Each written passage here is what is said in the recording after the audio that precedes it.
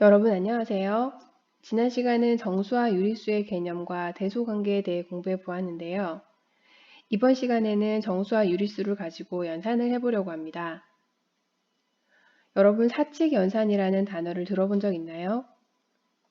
사칙연산이란 덧셈, 뺄셈, 곱셈, 나눗셈을 말합니다.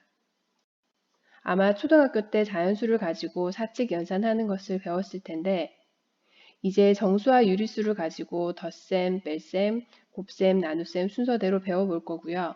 이번 시간에는 덧셈에 대해 먼저 공부해 보도록 하겠습니다. 자, 그럼 학습지를 보겠습니다. 지난 시간에 배운 수직선이 기억나나요? 아래 수직선의 원점에 위치한 토끼 한 마리가 지금부터 좌우를 뛰어다닐 텐데 아래 1번에서 4번까지 토끼가 이동한 위치를 한번 써보도록 할까요? 자, 첫 번째, 0에서 오른쪽으로 2칸 뛴 다음 다시 오른쪽으로 3칸 뛴 위치는 얼마일까요? 네, 플러스 5가 됩니다. 두 번째, 0에서 왼쪽으로 이만큼 뛴 후 다시 또 왼쪽으로 하나, 둘, 셋, 3만큼 뛴 위치는 마이너스 5가 되겠죠? 세 번째, 0에서 오른쪽으로 이만큼 하나, 둘 뛴 다음 다시 왼쪽으로 3만큼 하나, 둘, 셋 뛰게 되면 마이너스 1이 됩니다. 마지막 0에서 왼쪽으로 하나, 둘 이만큼 뛴 후에 다시 오른쪽으로 하나, 둘, 셋 3만큼 뛴 위치는 플러스 1이 됩니다. 이렇게 수직선 위에서 직접 움직여가며 그 위치를 찾아보았는데요. 이것을 식으로 한번 표현해 보도록 하겠습니다. 토끼가 4가지의 경우로 좌우로 움직였는데 첫 번째, 두 번째의 경우와 세 번째, 네 번째의 경우는 공통점이 있습니다. 첫 번째, 두 번째의 경우는 같은 방향으로 토끼가 움직였고 세 번째, 네 번째의 경우는 토끼가 다른 방향으로 움직였습니다. 앞차시 수직선에 대해 배울 때 원점을 기준으로 오른쪽은 플러스, 왼쪽은 마이너스라는 거 배웠었죠? 자, 첫 번째의 경우는 오른쪽으로 이만큼 뛴 것은 플러스 2. 다시 또 오른쪽으로 3만큼 뛴 것은 플러스 3으로 표현할 수 있고 처음 이만큼 뛰고 이어서 또 플러스 3만큼 뛰었기 때문에 두 수 사이를 더하면 됩니다. 그럼 직접 수직선에서 움직여 보았던 결과인 플러스 5가 나오겠지요. 이것을 수식으로 정리하여 표현하면 플러스 2 더하기 플러스 3은 플러스 5가 됩니다. 두 번째도 이와 마찬가지 방법으로 왼쪽으로 이만큼 뛴 것은 마이너스 2. 다시 왼쪽으로 3만큼 뛴 것은 마이너스 3. 그리고 마이너스 2만큼 뛰고 이어서 마이너스 3만큼 뛰었기 때문에 이 두 수를 더하면 마이너스 5가 되고 이것을 수식으로 표현하면 마이너스 2 더하기 마이너스 3은 마이너스 5가 됩니다. 첫 번째, 두 번째의 경우 공통점이 있는데 설명을 보면서 혹시 찾으셨나요? 이 두 가지 경우는 같은 부호의 덧셈으로 같은 방향으로 움직이기 때문에 숫자끼리는 더하면 되고요. 2, 3을 더해서 5, 여기서 2, 3을 더해서 5, 숫자끼리는 더하면 되고요. 부호는 이동하는 방향으로 결정이 나는 것이기 때문에 이 두 수의 공통부호인 여기서는 플러스가 공통부호니까 플러스, 여기서는 마이너스가 공통부호이기 때문에 마이너스를 선택해서 붙여주면 됩니다. 다음으로 세 번째의 경우는 오른쪽으로 이만큼 뛴 것은 플러스 2, 왼쪽으로 3만큼 뛴 것은 마이너스 3으로 표현할 수 있고 이어서 뛰었기 때문에 가운데 플러스로 연결을 해주면 수직선에서 직접 움직였던 결과인 마이너스 1이 나오게 됩니다. 따라서 이것을 수식으로 표현하면 플러스 2 더하기 마이너스 3은 마이너스 1이 됩니다. 마지막 네 번째는 왼쪽으로 2만큼 뛴 것은 마이너스 2. 다시 오른쪽으로 3만큼 뛴 것은 오른쪽이니까 플러스 3. 그리고 이어서 뛰었기 때문에 가운데 플러스로 연결해주고 직접 수직선에서 움직였던 결과가 플러스 1이었으므로 이것을 수식으로 표현하면 마이너스 2 플러스 3 플러스 3은 플러스 1이 됩니다. 이 세 번째, 네 번째의 경우도 공통점이 있는데요. 이 두 가지의 경우는 다른 부호의 덧셈으로 서로 다른 방향으로 움직였기 때문에 숫자 길이는 빼면 되고요. 단, 반드시 큰 숫자에서 작은 숫자를 빼야 합니다. 큰 수에서 작은 수를 빼는 것을 수학에서는 차라고 부릅니다. 그리고 부호는 수직선에서 이동하는 것으로 생각해 볼 때 절대값이 큰 쪽으로, 그러니까 숫자만 보았을 때 더 큰 숫자 쪽으로 더 많이 이동하는 것을 알 수 있으므로 절대값이 큰 부호를 선택해 주면 됩니다. 따라서 여기서는 2와 3 중에서 숫자 3이 더 크기 때문에 숫자 3 앞에 붙어 있는 마이너스 부호를 선택해 주면 되고, 여기서는 2와 3 중에서 숫자 3이 더 큰 수이고 이 큰 수 3 앞에 붙은 플러스를 선택하여 주면 부호는 플러스가 되는 것입니다. 자, 이 내용을 다시 한번 정리해 보겠습니다.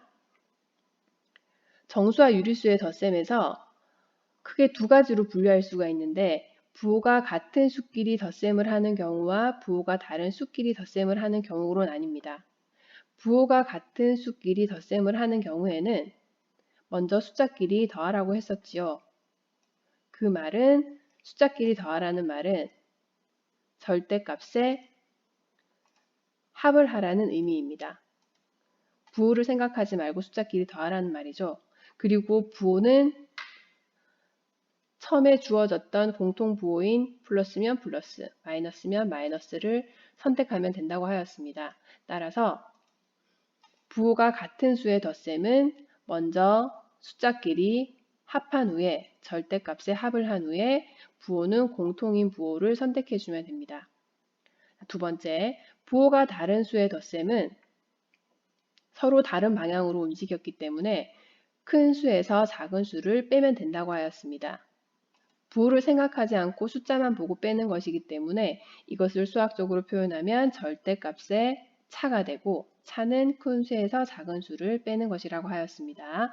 그리고 부호를 선택할 때는 두 수 중에서 큰 수, 즉 부호를 보지 않았을 때 큰 수를 말하는 것은 절대값이 큰 수의 부호를 선택해서 붙여주면 그 결과가 답이 된다는 이야기입니다.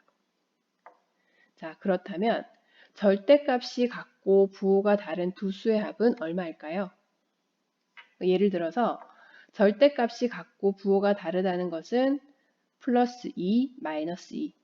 이처럼 플러스 2, 마이너스 2를 두 수를 더한다는 의미를 나타냅니다. 절대값이 같고 부호가 다른 두 수는 수직선상에서 생각해 볼 때 플러스 2만큼 갔다가 다시 마이너스 2만큼, 원점에서 출발해서 다시 제자리로 돌아오는 것을 말하는 것이죠.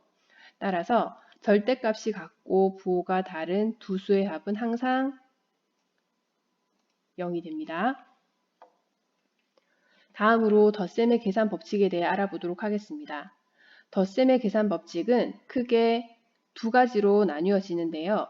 첫 번째가 덧셈의 교환 법칙, 두 번째가 덧셈의 결합 법칙이 되겠습니다. 법칙을 설명하기 전에 교환과 결합이라는 단어부터 잠시 살펴보도록 하겠습니다.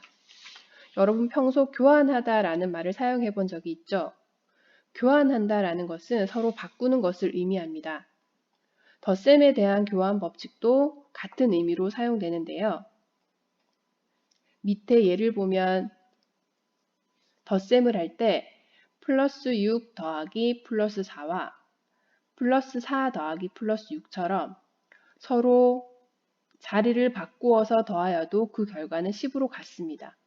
즉, 덧셈을 할 때 자리를 서로 교환하여 더하여도 그 결과는 같다라는 것이 덧셈의 교환 법칙이 되겠습니다. 두 번째 단어는 결합이라는 단어인데요. 여러분 어렸을 때 합체 로봇을 조립해서 결합시켜 본 적이 있나요? 로봇이 크게 머리, 몸통, 다리로 분리되어 있을 때 어떻게 결합하면 로봇이 만들어질까요? 먼저 머리와 몸통부터 결합한 후에 다리를 합체해도 로봇이 되고, 몸통과 다리를 먼저 결합한 후에 머리를 합체시켜도 최종적으로 로봇이 완성이 됩니다. 이때 머리나 몸통, 다리의 위치는 바꾸어서 결합하면 로봇이 완성되지 못하기 때문에 위치는 그대로 두고 결합할 때 머리, 몸통, 다리 순서는 변함없이 그대로 둔 상태에서 어떤 것을 먼저 결합할지만 결정하면 됩니다. 덧셈의 결합 법칙도 이와 같다고 생각하면 되는데요. 밑에 예를 보면 플러스 2 플러스 4를 한 후에 플러스 5를 하든 플러스 4 플러스 5를 한 후에 플러스 2를 더하든 그 결과는 플러스 11이라는 것을 알 수 있습니다. 즉, 이것이 로봇의 머리, 몸통, 다리라고 생각했을 때 머리랑 몸통을 결합한 후에 다리를 결합해도 로봇이 되고, 몸통과 다리를 먼저 결합한 후에 머리를 꽂아도 결국 로봇이 완성되는 것과 같습니다. 즉, 세수의 덧셈에서 어느 수를 먼저 더하여도 그 결과는 같다라는 것이 덧셈의 결합 법칙이 되겠습니다. 여기서 혼돈하지 말아야 하는 것이 있는데요. 결합 법칙은 자리는 교환하지 않습니다. 플러스 2 플러스 4 플러스 5가 자리 교환 없이 어떤 것을 먼저 더하는지에 따라 결과가 같다는 것이 결합 법칙이고요. 자리를 교환하는 것은 교환 법칙이라는 사실 꼭 기억하기 바랍니다. 덧셈에 대한 개념이 어느 정도 이해가 되었나요? 그럼 지금까지 배운 내용을 문제를 통해 함께 확인해 보도록 하겠습니다. 1. 다음 네모 안에 알맞은 것을 쓰시오. 정수와 유리수의 덧셈은 크게 두 가지로 나누어 생각할 수 있습니다. 같은 부호 길이의 덧셈인지 다른 부호 길이의 덧셈인지 그 두 가지에 따라 계산 방법이 달랐었는데요. 1번, 2번과 같이 같은 부호의 덧셈의 경우에는 숫자끼리는 더하고 부호를 결정할 때는 처음에 주어진 공통부호를 선택하면 된다고 하였습니다. 그래서 5 더하기 6 앞에 플러스 부호를 붙이면 그 결과는 플러스 11이 되겠죠. 두 번째 문제입니다. 두 번째 문제도 마이너스 4, 마이너스 5가 같은 부호이기 때문에 숫자끼리는 더하고 절대값의 합을 말합니다. 부호는 처음에 주어진 공통부호인 마이너스를 선택해주면 그 결과는 마이너스 9가 되겠죠. 세 번째, 네 번째 문제는 다른 부호의 덧셈입니다.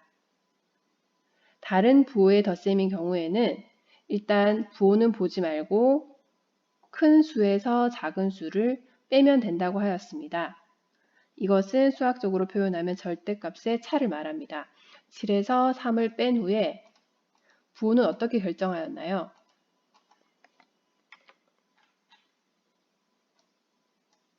네, 부호는 절대값이 큰 수의 부호를 따라 결정하면 된다고 하였습니다.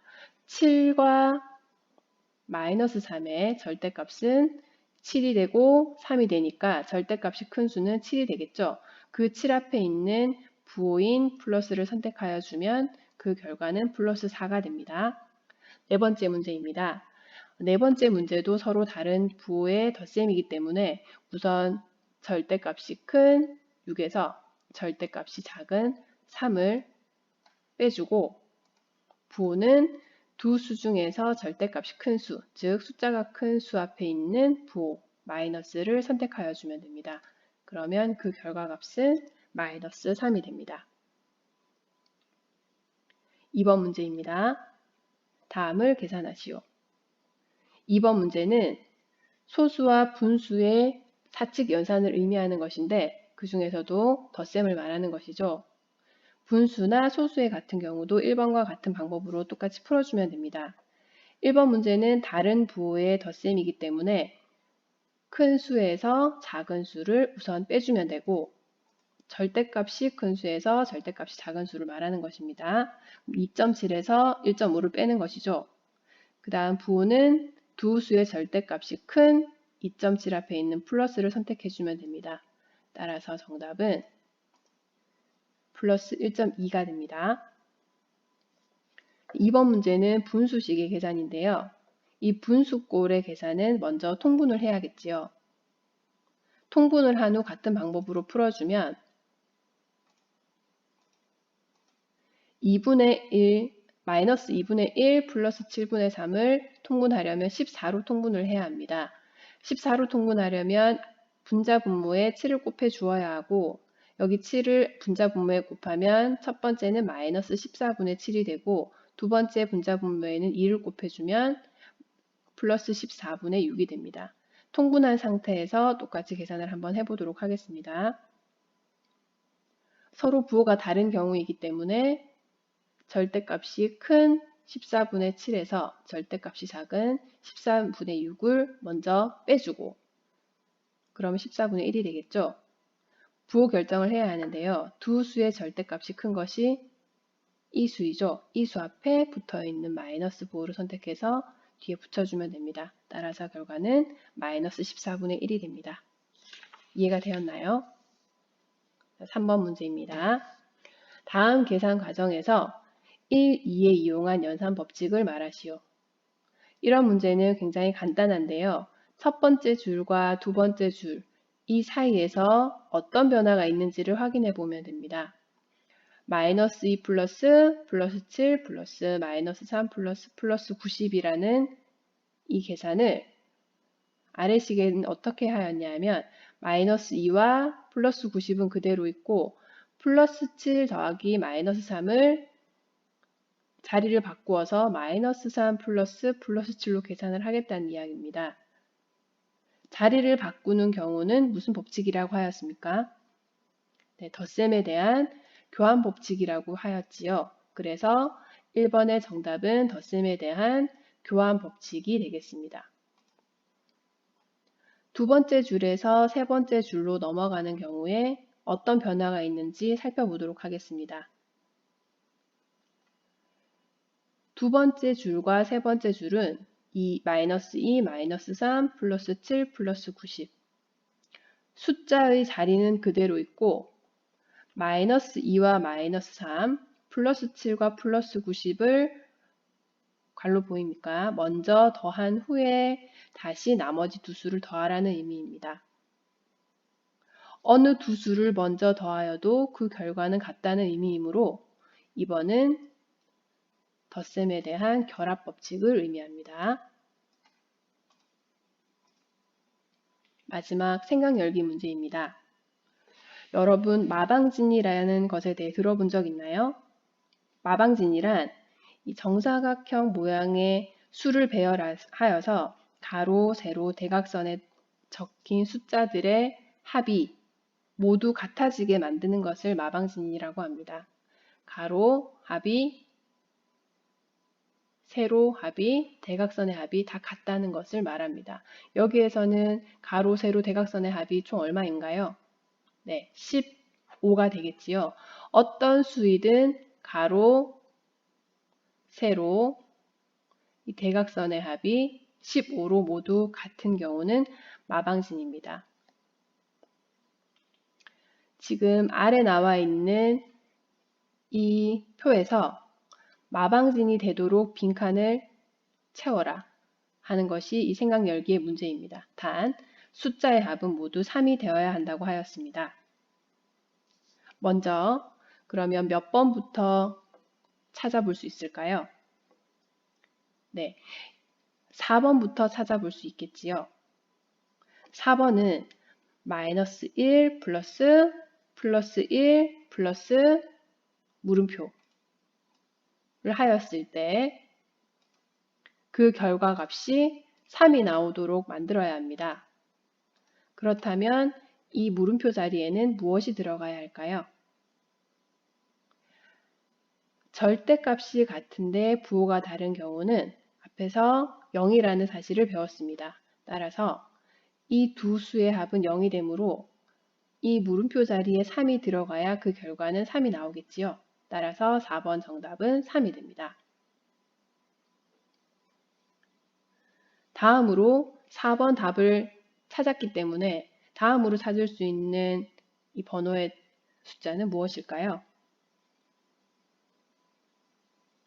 네, 다음은 1번과 3번을 구할 수 있는데요. 1번은 대각선의 합으로 구할 수 있고 3번은 4번을 먼저 구했기 때문에 세로의 합으로 구할 수 있습니다. 그러면 3번부터 먼저 구해볼까요?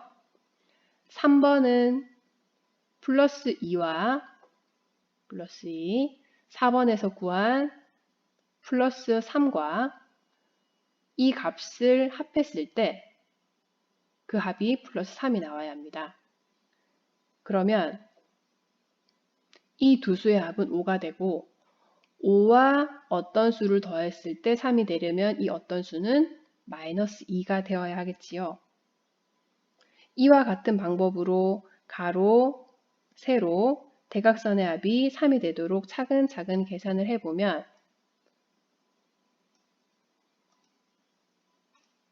1번은 0, 2번은 플러스 5, 3번은 마이너스 2, 4번은 플러스 3, 5번은 플러스 4, 6번은 마이너스 3이 됩니다.